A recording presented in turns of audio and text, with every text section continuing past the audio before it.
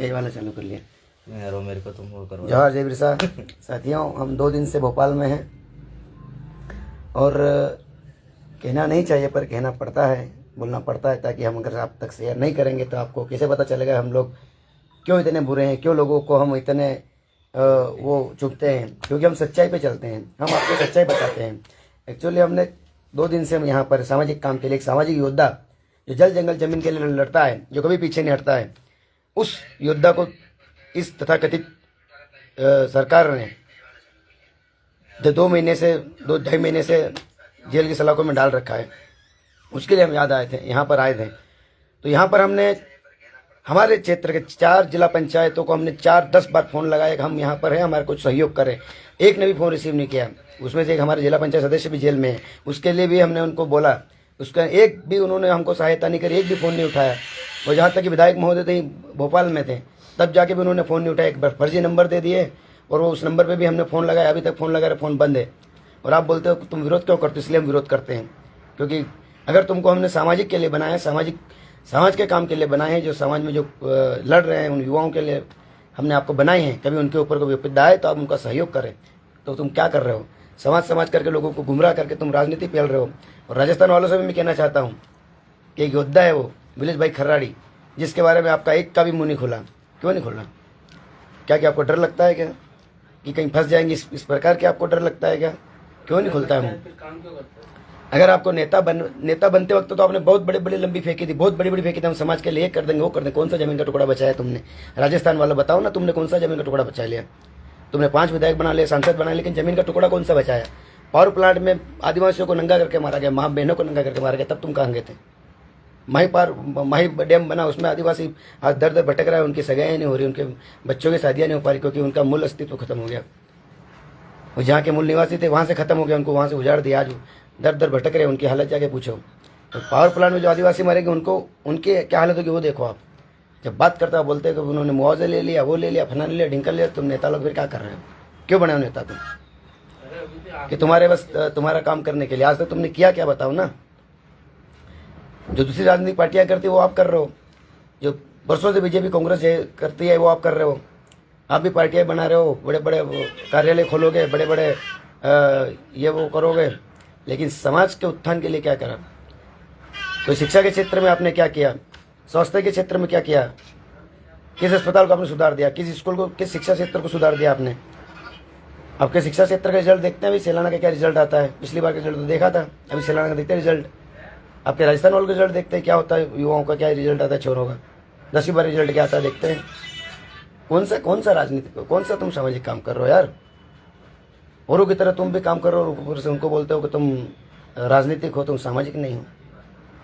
जो एक सामाजिक योद्धा जो जेल में पड़ा है उसके लिए तुम्हारा मुंह नहीं खुला किसी का, तो तुम किस काम के नेता हो? समाज के नाम पे बने हो ना नेता तुम। बीजेपी कांग्रेस वालों को तो हम बोल नहीं सकते क्योंकि वो तो है गुलाम, उनकी तो मन बुद्धि मरी गई है, उनके पास तो बुद्धि नहीं है, लेकिन तुम्हारे पास तो बुद्धि है ना। तुम तो समझदार हो, तुम तो कुछ बोलो, काहे नहीं बोल रहे? जब भी आंदोलन होता है तो तुम पीछे से खिसक लेते हो।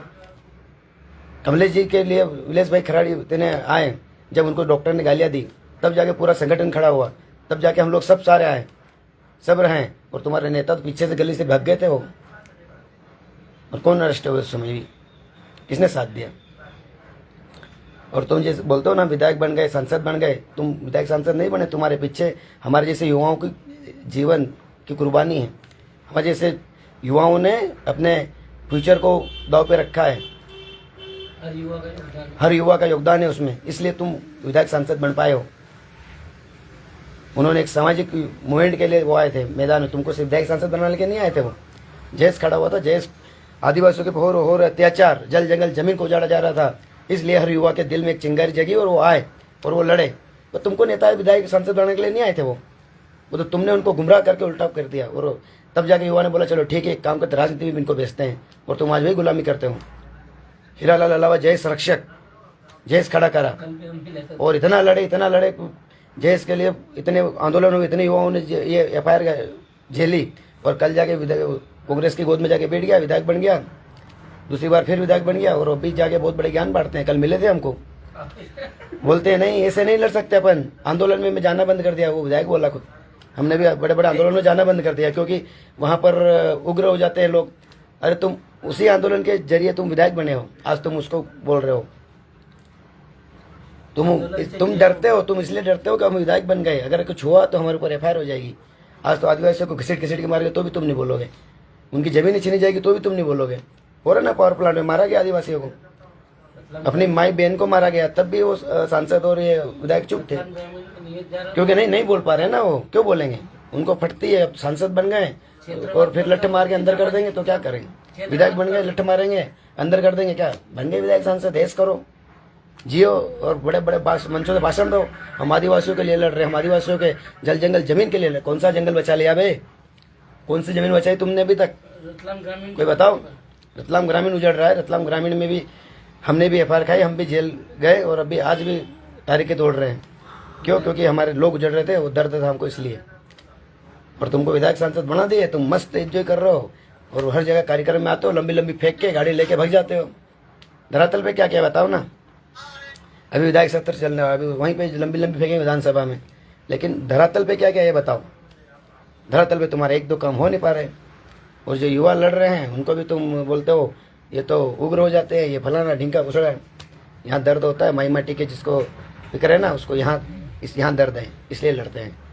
और बाकी तथाकथित समीकरण तुमको अगर बुरा लगता है, और ये जितने भी अंधभक्त बने हुए हैं उनको अगर बुरा लगता है तो आपके आकाओं पूछो, पहले आपके सांसद महोदय, विधायक महोदय, इनको पूछो कि तुम तो पार्टी के थे, तुमने क्या किया अभी तक। जवाहर उलगुलान जिंदाबाद, दिल में दर्द था तो निकाल दिया। बाकी किसी को बुरा लगे कोई दिक्कत नहीं, गालियाँ दे लेना, क्या है, वैसे भी कोई फर्क नहीं पड़ता। माई माटी के लिए गाली खाना भी कोई बड़ी बात नहीं है। उलगुलान जिंदाबाद, जल जंगल जमीन की रक्षा करेंगे और करते रहेंगे। माटी जिसकी माई है वो हमारा भाई है, बुरा काई के लिए मानेंगे सब लोग भी भाई। करेंगे। हो गया, निकल गया दर्द। जवाहर उलगुलान जिंदाबाद। लेकिन दादा बहुत जल्दी बाहर आने वाले हैं और फिर एक और क्रांति आएगी, जो सिर्फ एक और क्रांति आएगी, जो नीलेश भाई खरड़ की क्रांति है। वो क्रांति वो रहेगी, धर्मवाद रहित रहेगी, संगठनवाद रहित रहेगी, ना कोई बीजेपी कांग्रेस जैस कुछ नहीं, राजनीतिवाद रहित रहेगी। वो रहेगी तो सिर्फ जल जंगल जमीन और आदिवासी एकता के लिए रहेगी। उसमें सब इन्वाइटेड है, चाहे तू बीजेपी का, कांग्रेस का, जयस का, किसी का, फलाना ढिंका, किसी संगठन का, कोई मतलब नहीं। लेकिन जहाँ आदिवासी की बात आई वहां तेरे को खड़ा होना पड़ेगा। भाई आदिवासी खून है। जवाहर उलगुलान जिंदाबाद। बंद क्यों नहीं हो रहा? और पहनने की इच्छा हो रही है, बंद हो जाए।